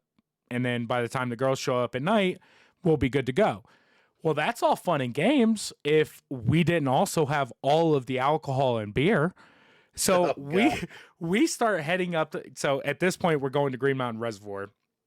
For anyone in Colorado, it's just right past Silverthorne. Green Mountain Reservoir, great reservoir. And back then, they used to have these private camp spots that sat on like the south side of the lake. Now it's all marked off private property, so you can't camp back there anymore. Damn it. Yeah, so we go up and we have a designated driver at the time. Well, none of us were designated drivers. Plus, we're already underage, so we commenced to drink all of the beer. Like all the beer and liquor that we brought, we're, and back then it seemed like such a long drive up to Green Mountain Reservoir. And by the time we get to Green Mountain, we're trashed. Like where there's 5 of us, we can barely walk. I get so fucking drunk that like by the time the girls show up at like 7 o'clock, I'm passed out with my legs in the tent, my face in the dirt on the outside of the tent. Fucking, I had thrown up. This is it. The girls got there during daylight. So this is pre 8 o'clock, and I am so drunk that I am passed out asleep through the entirety of the first night we're there. I do not wake up till the following morning and realize, like, holy shit, I blacked out. Fucking missed an entire day. Okay. So this camp trick it was fucking wild. We smoked cigarettes or whatever. We're just up there partying. Well, we run out of cigarettes fucking day 2, right? Everyone in the group runs out of cigarettes. We're far enough from the gas station, we can't go get it. So we meet these other people in the campsite that are making their way to town. It's like 3 o'clock in the afternoon. They're like, hey, we're going to town. Do you guys need something? Ice, whatever. We're like, dude, honestly, like, here's $40. Like, buy us some cigarettes or whatever. That's all we need. So he leaves. 1 hour passes, 2 hours, 4 hours, 6 hours passes. We're like, this dude isn't coming back. Like, he took our $40 and fucking just dipped, right? So we go hunting around to fucking find one cigarette from a campsite, like, down the road. Fucking buddy brings it back. We're all excited because we're all going to get, like, 2 hits off of the cigarette. We're all fucking drunk. Fucking buddy goes to light it, lights the fucking filter. So, like, the one cigarette that we have in the campsite fucked. So now you got like 6 savages that are tearing the filter off of a Marlboro Red and just smoking it like your fucking grandparents did, right? So we continue to drink, blah, blah, blah. Like 3 o'clock in the morning, we hear a fucking horn on the outside of our tent. So we kept like, who the fuck is honking? The dude came back and brought us our fucking cigarettes, dude, like 3 o'clock in the fucking morning. It was awesome. Shit. But it legitimately, like, that is how my camps go nowadays. Now, as we've gotten a little bit older, we're a little bit more tame. That I don't throw up anymore because I'm too old to fucking have a hangover in the middle of the woods. Mm-hmm. But we still drink. We still go hard. We still do these things. And, at times we've went a little too hard, have to deal with a ranger or something. But I think it's those times when I was growing up and like the fun that I had camping of just like not having that responsibility for, a certain amount of days. Like I don't have to clean my room.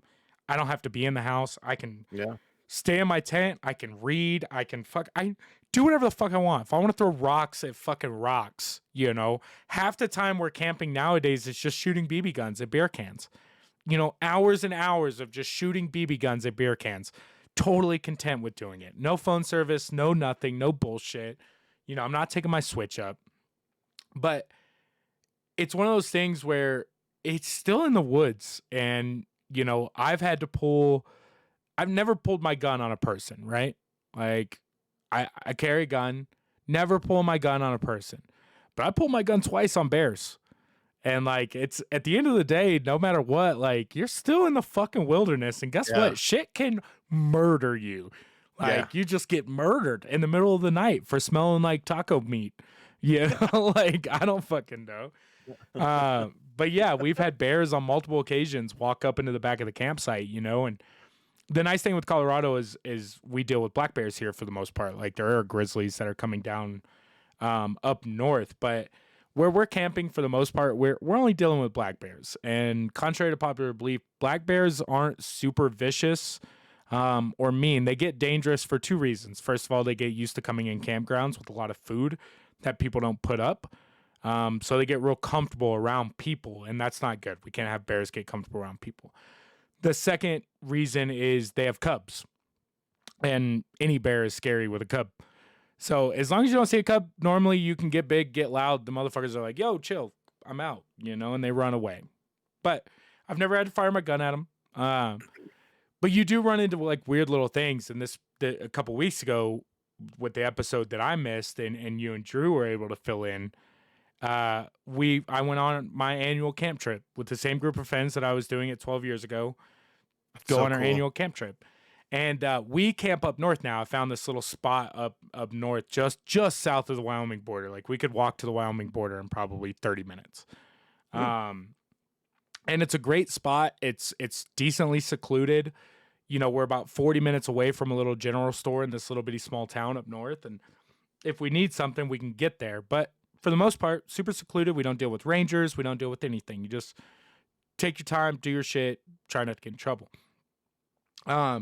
This year was kind of wild though, because like our second day there, or third day there, I guess, the Saturday, we're all hanging around, and all of a sudden we can hear sirens, and before we know it, there's a fire truck and an ambulance and a fire truck and an ambulance, and they're coming up this little Forest Service road that we're camping on, you know, and so like.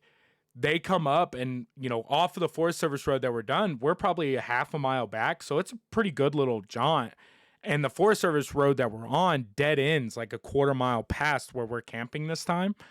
And yeah, I've never seen this. And we're all fucking drunk. Like it's 4:00 in the afternoon. We've been drinking since 9 in the morning. We're like, what the fuck? We're looking around, counting the heads in the campsite, and it's just one of those things. And so they keep, you know, they stop and ask us, they're like, hey, did you guys call us? We're like, nope, definitely not. You know, like we're good. And all of a sudden you hear a helicopter and they fucking land a flight for life, like 60 yards away from our campsite in this like clearing. And bro, we had never seen anything like it. Like it was, first of all, it's wild. Seeing helicopters do their thing, fucking wild. It's impressive. And this dude comes and drops this helicopter like 60 yards from the tent. We're all fucking beers and can koozies at the side of the road. Like, what the fuck is happening? And, you know, come to find out, they had gotten some hikers had climbed up some stuff that they couldn't get down, you know, and like there was some weird shit. But for us, it was like a real scary situation because we're like, holy shit, like someone came up here and, you know, it really puts a kind of like that weird feeling in the back of your head. Like this could have been us. Like, you know, at any time we could have, you know, got drunk, fall, hit our head, go for a hike, break a leg or something. And all of a sudden you're calling Flight for Life and they're having to come not only find you, but then get you to some place where they can save you without you fucking dying. And it's just like, well, like all those years in my early 20s that I was just, you know, drinking a fifth of Goldschlager and a half a case of Bud Light, like this could have really ended real bad. Like real bad. But camping in general, and I know I've talked a lot on this one, but camping in general for me is still one of those things where it is I get a full reset. It is a thing that, you know, I as Toby and my personality needs. Like I need to get away from my phone. I need to go sit in the woods and be dirty and just gross and sweaty and sticky. That way I realize when I do come home, I love what I'm coming home to, but I also need that mental reset of being out in the woods and not having an alarm and listening to the night and listening to the day and just not having to deal with people and bullshit, especially as we get older and the world just gets worse. Camping is one of those things that I'll never give up. And I'm thankful that I was able to appreciate it as a kid, you know, to now that I get to camp whatever way I want to as an adult, but it's still, you know, at the base level, the same thing that I was doing as a child. And it still means the same thing to me now as it did when I was a kid. That's really cool. I wish I had something like that annual, like, especially since it's with the group of friends you've known forever. So you're comfortable and you could trust them, you know, to know that they're going to, you know, if shit goes down, it's like, oh, okay, I got people I can count on. They're not going up with these idiots that you don't know who are like, oh, they're going to fuck up the whole vibe. Exactly. And just be able to get away and like, just enjoy nature. Like, I think that's such a crazy thing here in Colorado is that we've got the mountains less than an hour drive away that we could go and enjoy, but like we take it for such granted. Like we've been doing these trips more recently now where we're going up to places like Estes Park, and next week we're doing like Glenwood Springs, and yeah, those are mountain towns, but it is still getting away from like the hustle bustle of a big city and going to these small mountain towns that just have such a different relaxed, laid back vibe. And just to go up and hike in the nature and be in it and just reset and just Yeah. reconnect. So It nice. it is one of those things where it is a reset, and like I said, luckily for me, like I grew up in the woods and fishing and hunting and doing all this stuff. And I used to tell people when I first moved to Colorado, they're like, "How do you like it?" And I was like, "I live in a postcard." Like legitimately, like, growing up in Southern Indiana, you're just like, "Oh, this is fucking garbage," because it kind of is. And there's things now that I appreciate more than I did when I was living there. Sure. But at the end of the day, like I live in a postcard. I can drive home from a shit ass day from work and look west as the sun's going down and be like, this is fucking awesome. Yeah. Like, this is fucking cool. And like you said, they're an hour and a half away, and the cool thing that happened this year and something that I never had to deal with when I was growing up in Indiana is in Colorado, we constantly have fire bans. This Oof. state has Yeah. been on fire for the past 5 years. So this year it was interesting because I'm a responsible person. Like when it comes to being out in the woods and everything, like we take care of our fires. We leave our campsite better than we found it, even if while we're there it can look like shit. Um, but like I call the ranger station, the day that we're going just to double check because I can do all the research online, but I want to hear a person tell me I can have a fire. This is the Yeah. rule set, blah blah blah. So I call the ranger station that day and he calls me back and he's like, "Hey, first of all, he's like, I appreciate you calling and double checking." He's like, "We know it's been a long time." He's like, "Have fun." I was like, boom. So we got to go up there and for the first time in 4 years, have a legitimate fire that wasn't in a spring cold, because Yeah. we've camped in March and the beginning of May and there's been snow on the ground. Like I've slept in the back of the Jeep because we were like, we're not putting a tent down here. Like I can at least wake up in the middle of the night, start the Jeep, run Yeah. the heat for a little bit, turn it off. Like I'm good. But like for the most part, I like the tent camp. I like all that stuff. I like the cold air in the mornings and stuff like that. And I tell you, I think it's one of those things that I'm never gonna give it up. I think I may upgrade to like a pop-up camper or something at some point. Sure. I don't know if I'll ever go like a full RV or a tow behind fucking mansion house. Mm. But as I get older, I'd like something a little more comfortable. If I can Yeah. sleep in the woods with minimal electricity and a memory foam mattress, that's what I'm gonna fucking do. Yeah. Do I need satellite and a fucking PS5 in my RV to enjoy being out in the woods? No, I don't want that. Well, especially since you've got such close friends, it seems like a great opportunity. And I'm sure you guys talk all the time and all that, but like to be there physically in person and talk to each other and catch up and reconnect in a way that you can't properly do when you live down in the city. Yeah, you can go out for coffee or a beer or whatever, but it's not the same feeling as when you literally have no other distractions. When it's, hey, what else are we going to do but to sit here and talk and be Yeah. bullshit and be like, oh, yeah, we are good friends. And this is why, Yeah, like, exactly. And for us, like now, we're in our early 30s. Like a lot of our friends have kids, and some of these kids are getting a little older in the 5, 6, 7-year-old range. And everyone knows what we're doing up there. We're just sitting around eating and drinking. And now people are starting to bring their kids. And so it's like, oh, like, a kid that I get to see twice a year, I'm going to spend the next hour teaching, this little girl how to shoot a BB gun at beer cans yeah, because we don't got nothing else to do. So I'm going yeah, to sit, I'm going to have a beer, and I'm going to be like, all right, like, this is what you do. Like, we're going to hold it here.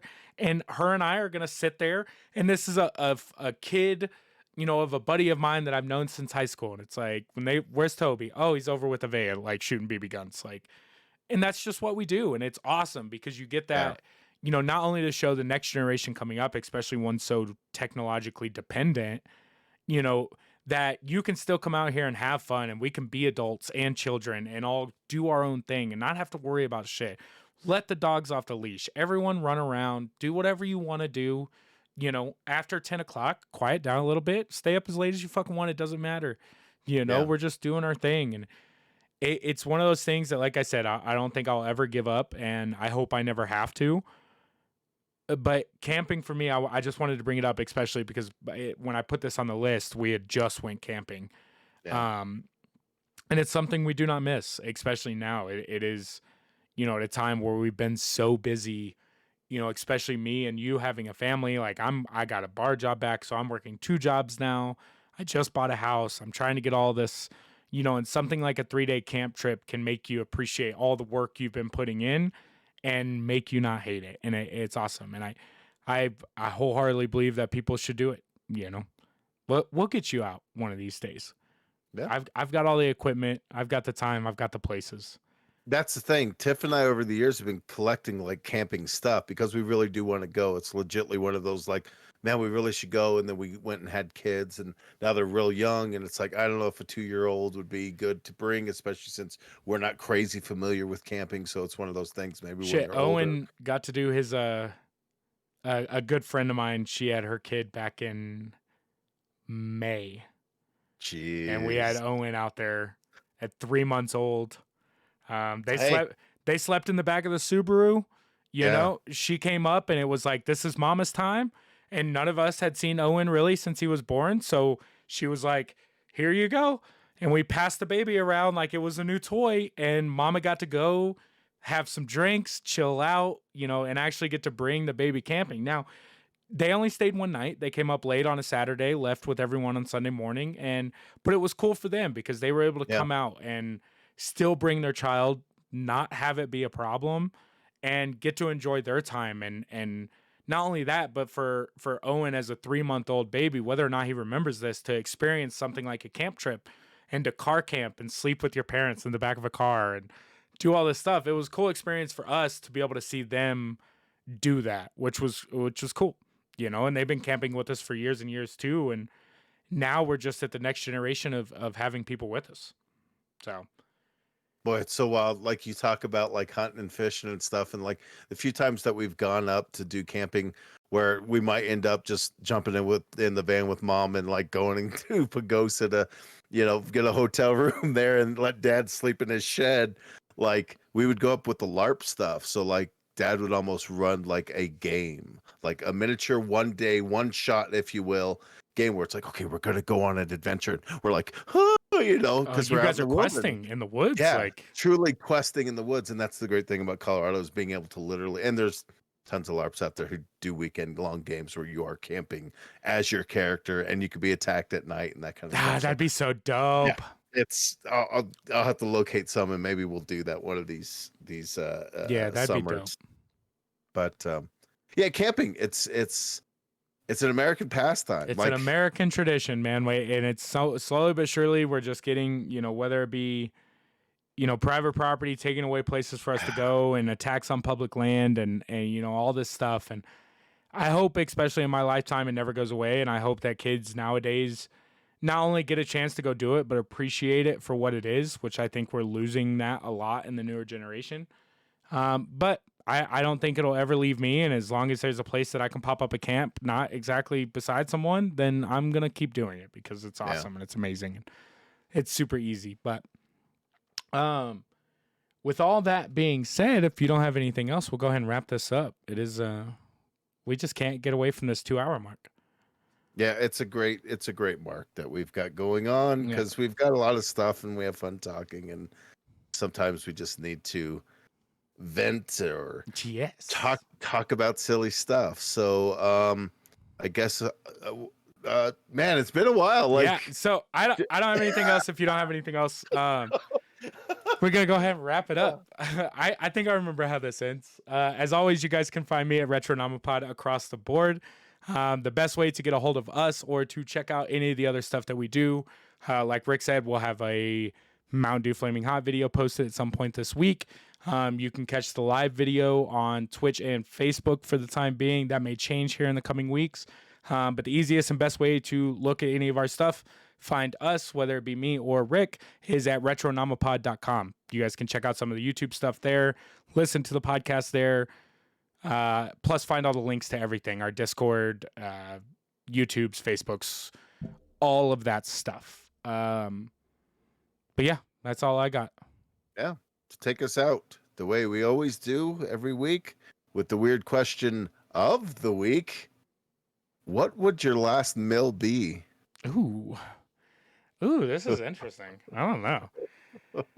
As always, we appreciate you guys stopping by, listening to this week's episode of the Retronomipod. We love you, and we will catch you next week. Good night.